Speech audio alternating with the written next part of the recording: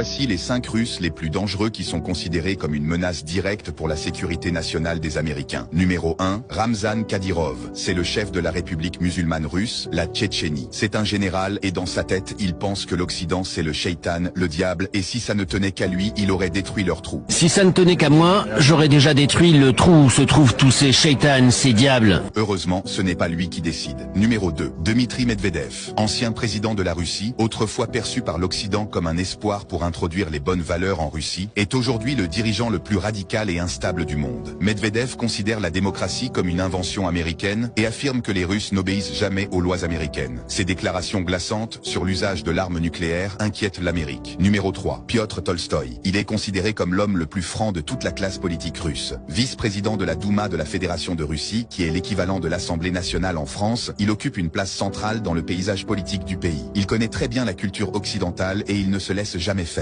Numéro 4, Sergueï Shoïgu. Lui, c'est carrément l'homme le plus mystérieux et intimidant de toute la Russie. C'est un monsieur au visage glacial qui ne sourit jamais. Il est connu pour être l'ex-puissant ministre de la Défense russe. On l'appelle le dernier patriote. Un proche ami de Poutine, il partage avec lui des moments de vacances comme des parties de pêche. Il occupe actuellement le poste stratégique de secrétaire général du Conseil de sécurité de la Fédération de Russie. Numéro 5, Nikolaï Patrouchev. Lui, c'est exactement l'homme qu'il faut appeler pour faire tous les coups tordus en Russie. Il est sur la liste noire de la CIA. On l'appelle le diable sur les épaules de Poutine qui murmure dans ses oreilles. C'est un général russe et ancien membre du KGB et proche fidèle de Vladimir Poutine. Il nourrit une haine profonde et sacrée contre l'Occident. Il est aujourd'hui le conseiller de Poutine. Parmi ces hommes de confiance de Poutine, lequel pourrait un jour prendre sa place?